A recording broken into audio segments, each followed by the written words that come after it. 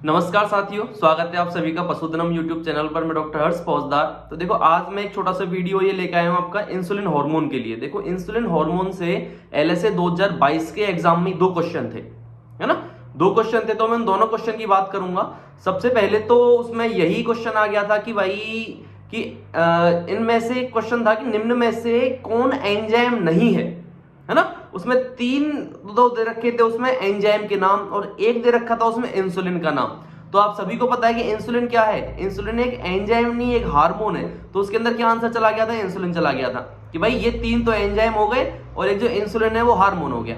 Clear है। तो पहली चीज तो इस क्वेश्चन से मैं आपको ये बताना चाहूंगा कि हार्मोन और एंजाइम के बीच में क्या अंतर होता है ना। याद रखना, देखो हार्मोन जो है वो हमेशा अंतःस्रावी ग्रंथियों से स्रावित किए जाते हैं, और जो एंजाइम होते हैं वो हमेशा बहिस्रावी ग्रंथियों से स्रावित किए जाते हैं। मतलब हमारे शरीर में जितने भी हार्मोन हैं वो अंतःस्रावी ग्रंथि के द्वारा क्या किए जाएंगे, स्रावित किए जाएंगे, और जितने भी एंजाइम है वो बहिस्रावी ग्रंथियों के द्वारा स्रावित किए जाएंगे। आप तो ऐसे याद करो कि अंतःस्रावी ग्रंथियां केवल और केवल हार्मोन ही स्रावित करती हैं, और मैं बोलूं कि शरीर में जितने भी स्राव हैं हार्मोन के अलावा, चाहे वो आंसू हो, चाहे वो दुग्ध हो, है ना, चाहे मैं बोलूं कोई भी चीज हो, चाहे वो कोई एंजाइम हो, सारी की सारी चीजें other than hormone are secreted by the exocrine glands. मतलब मैं बोलूं हार्मोन के अलावा जितनी भी शरीर में चीजें हैं वो सब किसके द्वारा स्रावित की जाती हैं, वो सब की सब बाह्य स्रावी ग्रंथियों के द्वारा स्रावित की जाती हैं, एक्सोक्राइन ग्लैंड के द्वारा स्रावित की जाती हैं। केवल हार्मोन ही ऐसी चीज है जो अंतःस्रावी ग्रंथियों के द्वारा स्रावित किए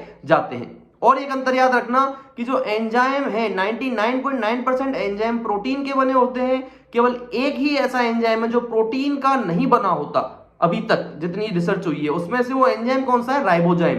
राइबोजाइम ऐसा एंजाइम है जो प्रोटीन का ना बना होकर किसका बना होता है, आरएनए का बना होता है। याद रखना, ठीक है ना। तो ये तो हो गए एंजाइम और हार्मोन के बीच में अंतर। अब एक दूसरा क्वेश्चन था कि डायबिटीज मेलाइटस में होता है ना। डायबिटीज मेलाइटस का वो काफी थोड़ा सा लैंग्वेज बड़ी लग रही थी, लेकिन बहुत आसान क्वेश्चन था। लाइव क्लास में पहले भी मैंने आपको समझाया हुआ है। तो डायबिटीज मेलाइटस कुछ नहीं है, शुगर की बीमारी कहते हैं ना, वही है डायबिटीज मेलाइटस। आप सबने सुना होगा कि डायबिटीज मेलाइटस होती है इंसुलिन हार्मोन की कमी से, है ना। और एक होती है डायबिटीज इंसिपिडस, वो होती है एडीएच हार्मोन की कमी से, एंटी डायूरेटिक हार्मोन, उसको वेसोप्रेसिन भी कहते हैं। एडीएच हार्मोन या वेसोप्रेसिन की कमी से कौन सी बीमारी होती है, डायबिटीज इंसिपिडस। और डायबिटीज मेलाइटस कौन से हार्मोन की कमी से होती है, इंसुलिन हार्मोन की कमी से होती है डायबिटीज मेलाइटस, ठीक है ना।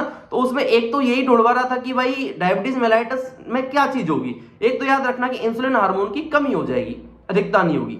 दूसरी चीज वो पूछना चाह रहा था कि रक्त के अंदर शर्करा या फिर शुगर का लेवल कम होगा या ज्यादा होगा।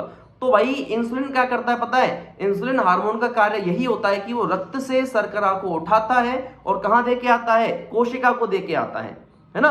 तो जब डायबिटीज मेलाइटस हो जाता है अर्थात शरीर में इंसुलिन हार्मोन की कमी हो जाती है, तो रक्त से वो ग्लूकोज कोशिका तक नहीं पहुंच पाता, और जब वो कोशिका तक नहीं पहुंच पाएगा तो ग्लूकोज की मात्रा रक्त के अंदर बढ़ जाएगी। इसको बोलते हैं पर हाइपरग्लाइसीमिया। क्लियर है। हाइपरग्लाइसीमिया मतलब ग्लूकोज की मात्रा ब्लड के अंदर बढ़ना। ब्लड के अंदर ग्लूकोज क्यों बढ़ा, क्योंकि इंसुलिन नहीं है। इंसुलिन ना होने के कारण रक्त से जो ग्लूकोज है वो कोशिका के पास तक नहीं जा पा रहा है, तो हाइपरग्लाइसीमिया की स्थिति हो जाएगी। और रक्त जब किडनी में छनेगा तो उसके अंदर ज्यादा ग्लूकोज होगा, तो वही ग्लूकोज मूत्र के द्वारा शरीर से बाहर भी निकलेगा, जिसको अपन बोलते हैं ग्लाइकोसूरिया। ग्लाइकोसूरिया हुआ, हाइपरग्लाइसीमिया हुआ, है ना।